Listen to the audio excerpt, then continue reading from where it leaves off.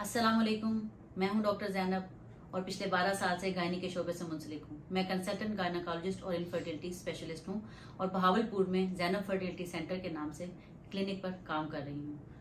मेरा आज का टॉपिक है कि विजाइनल इचिंग क्यों होती है, खवातीन के प्राइवेट पार्ट्स में खारिश या खुजली या स्क्रैचिंग क्यों होती है और उसकी क्या वजूहात हैं और वो कौन सी अलामात हैं जिनके नतीजे में डॉक्टर के पास जाना जरूरी है, और सबसे इम्पोर्टेंट कि इसके ट्रीटमेंट ऑप्शंस क्या हैं। तो मेरे साथ रहिएगा वीडियो के एंड तक, क्योंकि मैं आपको बताने वाली हूँ बहुत इंपॉर्टेंट बात कि कैसे इसको ट्रीट किया जाता है।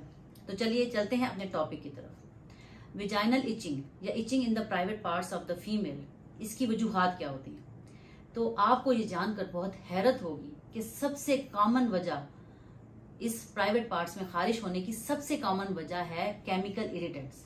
अब आप पूछेंगे केमिकल इरिटेंट क्या होते हैं।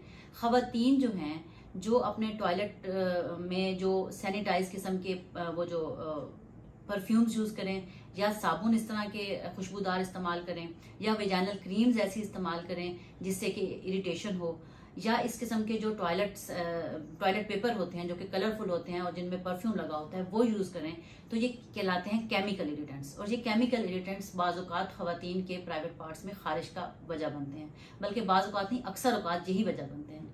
दूसरे नंबर पे आती है बात कि ये जो टाइट नायलॉन के पैंटीज होती हैं या टाइट ट्राउजर्स होते हैं या टाइट अंडरगारमेंट्स हैं और जिनका स्टफ जो है वो नायलॉन का है, ये भी खारिश का बायस बनते हैं।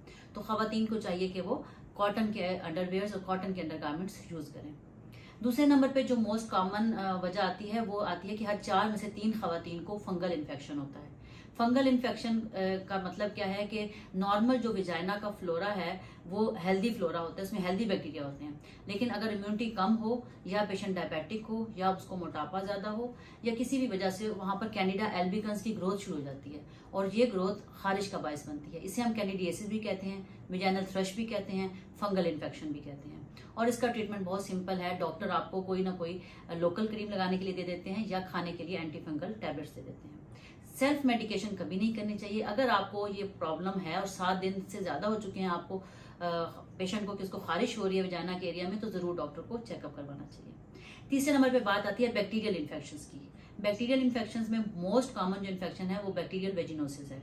इसमें क्या होता है कि ट्राउजर पे बार बार दाग सा लगता है, ब्राउनिश सा, येलोइश सा और फाउल स्मेली, और ये जो है फिशी आर्डर होती है और इसका जो कलर होता है वो येलोइश होता है। और इसकी ट्रीटमेंट बिल्कुल सिंपल है, मेट्रोनिडाजोल की टैबलेट के जरिए ये ठीक हो सकता है। फिर मैं बात कर रही हूँ कि खुद से मेडिसिन नहीं खानी है, अपनी डॉक्टर को चेकअप करवाना है, उसके मशवरे से दवाई खानी है। चौथे नंबर पे बात आती है कि इसकी वजूहात में मोस्ट जो कॉमन वजह है वो हार्मोनल चेंजेस हैं। खातून जब प्रेगनेंसी से गुजर रही होती है या डिलीवरी के बाद बच्चे को दूध पिला रही होती है तो उसके अंदर हार्मोनल चेंजेस आ रहे होते हैं। इन हार्मोनल चेंजेस की वजह से वजाइनल ड्राइनेस हो सकती है और वजाइना में इचिंग हो सकती है। तो प्रेगनेंसी में अगर इचिंग हो तो लाजमी अपनी डॉक्टर को बताना चाहिए ताकि वो उसके मुताबिक कोई ट्रीटमेंट दे सके। फिर बात आती है कि वो खवातीन जिनकी माहवारी बंद होने की उम्र होती है, यानी कि मीनोपॉज की एज पे होते हैं, जैसे कि 40 से 50 के दरमियान या 50 से 60 के दरमियान क्या होता है कि मेंसेस बंद हो रहे होते हैं, मीनोपॉज हो चुका होता है और उसके बाद ईस्ट्रोजन का लेवल खातून में कम हो जाता है। जब ईस्ट्रोजन का लेवल लो होता है तो वेजाइनल म्यूकोजा थिन हो जाता है, ड्राई हो जाता है और इरिटेशन उसमें स्टार्ट हो जाती है और स्क्रैच करने को बार बार उसको जो है ना उसकी ख्वाहिश होती है। तो वो खवातीन जो मीनोपॉज यानी कि ओल्ड एज में हैं और उनको इस जगह पर बार बार पेशाब वाली जगह पर भी खारिश होती है और वेजाइना में भी खारिश होती है, तो उनको चाहिए कि वो अपनी डॉक्टर से रुजू करें और चेकअप के बाद कुछ स्पेशल ईस्ट्रोजन क्रीम्स मिलती हैं लोकली अप्लाई करने के लिए, वो यूज करवाई जाती हैं। फिर बात आती है कि वो कौन सी सेक्सुअली ट्रांसमिटेड डिजीज हैं जिनके जरिए ये इन्फेक्शन फैलता है, यानी कि पार्टनर के मिलने के बाद। तो सेक्सुअली ट्रांसमिटेड भी कुछ इन्फेक्शंस हैं जो सीवियर किस्म की वेजाइनल सोरनेस या इचिंग करते हैं और मुसलसल पेन और इचिंग फील होती है वेजाइना में।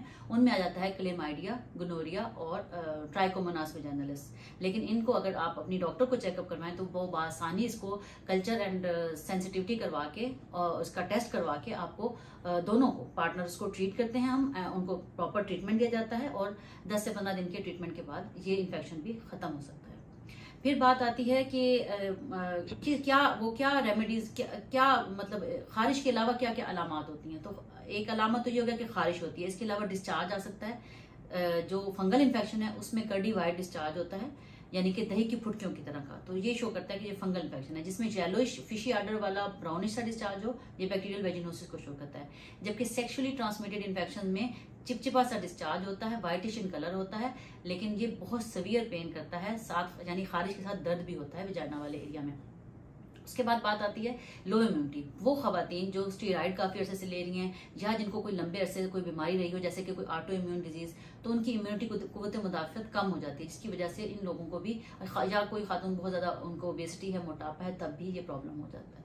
होता क्या है कि जब इस एरिया की प्रॉपर हाइजीन मेंटेन नहीं रखी जाती तो इस एरिया में जर्म्स जरासीम ग्रो करने लग जाते हैं। और वेट और नमी वाला एरिया और जो गीला एरिया है, ये इनकी मरगूब जगह है, तो यहाँ पे ये ग्रो करते हैं और जो बैक्टीरियल नॉर्मल जो बैक्टीरियल फ्लोरा है उसको चेंज कर देते हैं। तो जब हम कोई भी मेडिसिन देते हैं साथ प्रोबायोटिक जरूर देते हैं। प्रोबायोटिक नॉर्मल वेजाइनल के फ्लोरा को मेंटेन और हेल्दी रखने में हेल्प करते हैं। अगर आप नेचुरली अपनी इम्यूनिटी बढ़ाना चाहते हैं और आप ये चाहते हैं कि कोई ऐसी मैं खुराक खाऊं कि मेरे ये प्रॉब्लम हो ही ना, तो आप दही का इस्तेमाल अपनी डेली रूटीन में बढ़ा दें, क्योंकि दही बेस्ट प्रोबायोटिक है। तो दही का जो लोग डेली इस्तेमाल करते हैं उनको ऐसे इन्फेक्शन और वेजाइनल डिस्चार्ज और इचिंग कम से कम होती है। फिर बात आती है स्पेसिफिक ट्रीटमेंट की। तो जब तक आप अपनी डॉक्टर को चेक नहीं करवाते, खुद से मेडिसिन लेने से बजाय ठीक होने के ज्यादा काम खराब हो जाता है। तो अपनी डॉक्टर को चेकअप करवाएं, जो वजह होगी उसके मुताबिक वो आपको ट्रीटमेंट देंगे और थोड़े से ट्रीटमेंट के जरिए इंसान ठीक हो सकता है। कुछ खवातीन हैं जैसे कि डायबिटीज जिनको होता है, शुगर होती है या इम्यूनिटी बहुत लो होती है, उनको बार बार ये प्रॉब्लम होता है। अगर ये प्रॉब्लम एक महीने में 2 से ज्यादा मरतबा हो रहा है तो अपनी डॉक्टर से के मशवरे से एक स्पेशल टेस्ट होता है जिसे हाई वेजाइनल स्वैब कहते हैं। अंदर से हम स्पेसिमन लेते हैं उस डिस्चार्ज का और उसको कल्चर सेंसिटिविटी के लिए भेजते हैं। तो उसकी अकॉर्डिंग जो रिपोर्ट होती है उसके अकॉर्डिंग हम इसको ट्रीटमेंट देते हैं। तो अगर आपको बार बार ये इन्फेक्शन हो रहा है तो जरूर अपनी शुगर का टेस्ट भी करवाएं, अपना खून की कमी का टेस्ट भी करवाएं और ये जो टेस्ट मैंने आपको बताया है ये भी करवाएं, ताकि पता चले कौन से जरासीम हैं जो इन्फेक्शन काज कर रहे हैं। तो नटशेल ये है कि अगर आप अपनी इम्यूनिटी अच्छी रखेंगे, अपनी खुराक अच्छी रखेंगे, नट्स का इस्तेमाल करेंगे, दही का इस्तेमाल करेंगे और सप्लीमेंट्स जैसे कि जिंक है, मल्टीविटामिन है, वो इस्तेमाल करेंगे, तो बहुत ज़्यादा चांसेस हैं कि आपको ये प्रॉब्लम नहीं होगा। तो अपने आप को, अपने लाइफस्टाइल को हेल्दी रखें, डेली एक्सरसाइज करें, अच्छी खुराक खाएं और इस किस्म के बीमारियों से अपने आप को बचाएं। Thank you so much. अगर आपको मेरी वीडियो अच्छी लगी हो तो इसको लाइक करना और शेयर करना मत भूलिएगा। अल्लाह हाफिज़।